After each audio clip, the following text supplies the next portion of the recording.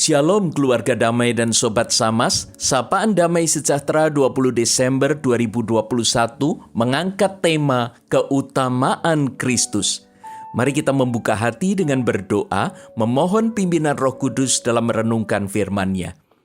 Bapa, ketika kami diperhadapkan dengan hal-hal yang menyangkal keilahian Kristus, atau bahkan menganggap Kristus lebih rendah dari yang lain, maka kami mau belajar tentang firman yang Engkau tanamkan kepada jemaat Kolose melalui Paulus.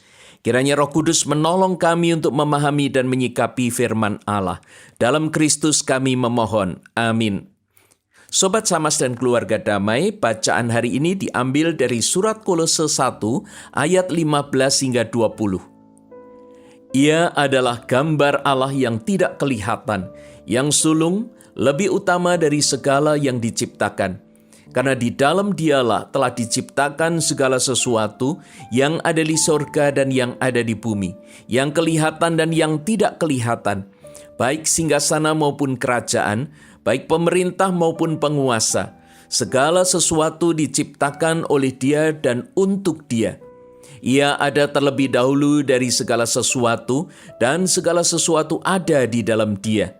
Ialah kepala tubuh, yaitu jemaat. Ialah yang sulung, yang pertama bangkit dari antara orang mati, sehingga Ia yang lebih utama dalam segala sesuatu.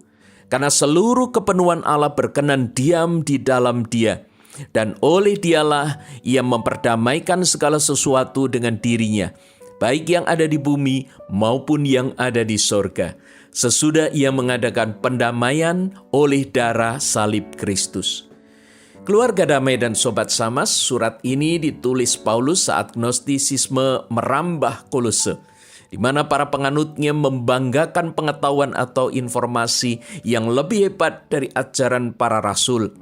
Beberapa penganut Gnostik menyangkal kemanusiaan sejati Yesus. Karenanya melalui surat ini Paulus mau menjelaskan kebenaran Injil dan melawan filsafat-filsafat yang mempengaruhi jemaat untuk menolak Injil.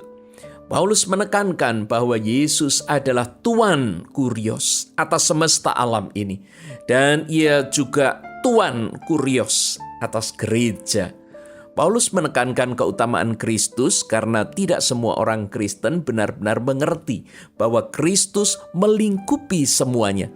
Sehingga masih banyak yang beranggapan bahwa Kristus bukanlah Tuhan seutuhnya. Kristus hanya manusia ilahi. Pemimpin Arianisme yaitu Arius menolak keilahian Kristus dan berpandangan bahwa Kristus hanyalah ciptaan Allah dan bukan Allah.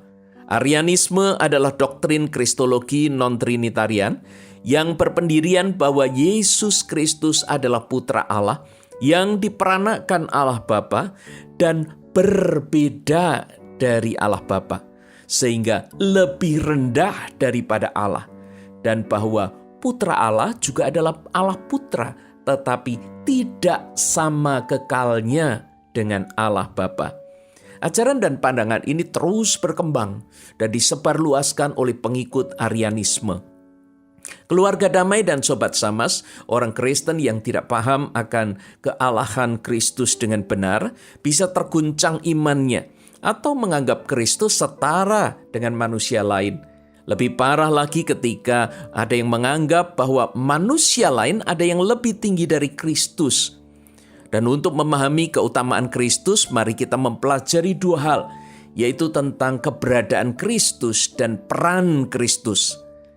Mari kita belajar tentang keberadaan Kristus. Yang harus kita pahami adalah yang pertama, Kristus itu merupakan gambar Allah yang tidak kelihatan, yang sulung lebih utama dari segala yang diciptakan. Kristus sudah ada bersama-sama dengan Allah sebelum semuanya ada, di ayat 17. Di dalam Dialah telah diciptakan segala sesuatu, termasuk semua kuasa di sorga dan di bumi, yang kelihatan maupun tidak kelihatan. Ini ada di ayat 16. Segala sesuatu yang ada di dalam Dia, melalui Dia, dan untuk Dia. Ia telah menopang semuanya itu. Sesuatu yang baru ada kemudian mestinya tidak bisa menyangkal keberadaan sesuatu yang sudah ada sebelumnya. Apalagi kemudian membuat cerita versi baru tentang sesuatu yang sudah ada tadi. Sangat menggelikan sekali tentunya. Sesuatu yang tidak berfungsi sesuai dengan tujuan penciptaan, yaitu rencana pembuatannya, tidak bisa dibiarkan, apalagi diikuti, melainkan harus dikoreksi. Nah, yang kedua kita akan melihat tentang keberadaan Kristus ini, yaitu Kristus adalah kepala gereja, yaitu kepala tubuh atau kepala jemaat. Seharusnya seluruh tubuh patuh kepada kepala. Anggota tubuh yang tidak lagi berfungsi di bawah koordinasi kepala, ini menunjukkan adanya kerusakan. Sebagai tubuh Kristus, gereja tidak boleh berjalan sendiri. Sekalipun nampaknya punya kekuatan, namun tidak berfungsi sebagaimana mestinya. Seandainya kita punya tangan, lalu tangan itu punya kekuatan memukul yang sangat kuat. Namun kemudian tangan itu bergerak tidak terkendali dan akhirnya memukul mata kita sendiri. Wah, ini sungguh kacau, karena tidak seharusnya demikian. Nah, kemudian mari kita bersama memperhatikan tentang peran Kristus. Karena apa yang menjadi keberadaan Kristus ini tidak akan ada artinya kalau Kristus tidak mengerjakan perannya dengan baik. Nah, mari kita akan memperhatikan ada 3 bagian. Yang pertama, kalau kita lihat dari ayat 18b, di sana disebutkan ialah yang sulung, yang pertama bangkit dari antara orang mati, sehingga ia yang lebih utama dalam segala sesuatu. Kebangkitan ini membuktikan bahwa kuasa maut memang dapat dan telah dikalahkan. Kebangkitan itu sungguh ada. Dan dialah yang akan membangkitkan kita kelak. Bukan reinkarnasi, yaitu kehidupan yang terus berulang. Tetapi kita akan mengalami mati sekali dan kemudian bangkit sekali untuk menghadapi penghakiman. Karena ia adalah yang sulung bangkit dari kematian, maka ia juga yang sulung dari kemanusiaan yang baru, yang dipersekutukan ke dalam tubuhnya, yaitu gereja. Nah, pola dan keteladanan hidup baru setelah diselamatkan ini, tentu saja kita harus belajar dari kehidupan Kristus. Karena Dia yang menebus dan menyelamatkan kita. Dia tahu bagaimana seharusnya kita hidup, sehingga kita tidak sampai kehilangan keselamatan ataupun kembali jatuh ke dalam dosa. Hal yang kedua, kita bisa melihat dari ayat 20, yaitu tentang bagaimana Kristus berperan untuk memperdamaikan antara yang ada di bumi dan di sorga. Di ayat 20 dikatakan, dan oleh Dialah yang memperdamaikan segala sesuatu dengan dirinya, baik yang ada di bumi maupun yang ada di sorga, sesudah ia mengadakan pendamaian oleh darah salib Kristus. Hanya korban yang sempurna yang dapat memperdamaikan manusia dengan Allah. Korban yang sempurna adalah korban yang sesuai dengan kriteria Allah, sebagai pihak pertama yang mengambil keputusan yang dapat mengakibatkan damai.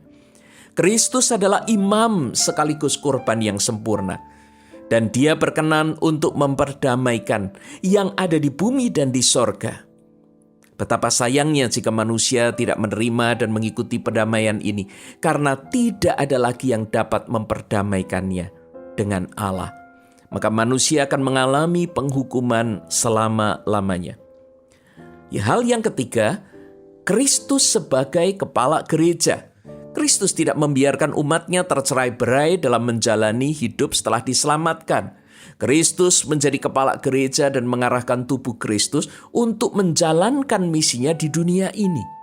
Tanpa kepemimpinan Kristus, kita akan kehilangan arah atau terjebak dalam ambisi pribadi. Karena misi gereja harus sesuai dengan misi Kristus, yang adalah misi Allah, yaitu memberitakan kasih dan karya keselamatan Allah. Gereja yang mengikuti sang kepala akan menjawab tantangan zaman. Gereja yang tidak egosentris, namun peduli dengan pergumulan masyarakat. Gereja yang menjadi tangan Kristus yang siap menolong dan merawat sesama. Mari kita merespon pengajaran tentang keutamaan Kristus ini dengan meletakkan diri sebagai hambanya di mana Dia menjadi Tuhan atas segala Tuhan dan kepala atas gereja.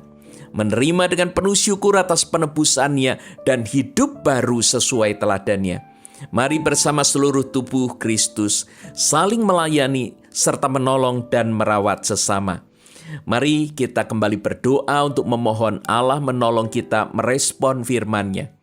Bapa, kami ingin bersungguh-sungguh meletakkan Kristus sebagai Tuhan sekaligus Tuhan dalam hidup kami.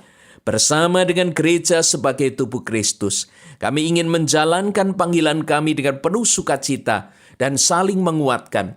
Mampukan kami ya Allah. Hanya mengikuti teladan Kristus kami melangkah. Amin.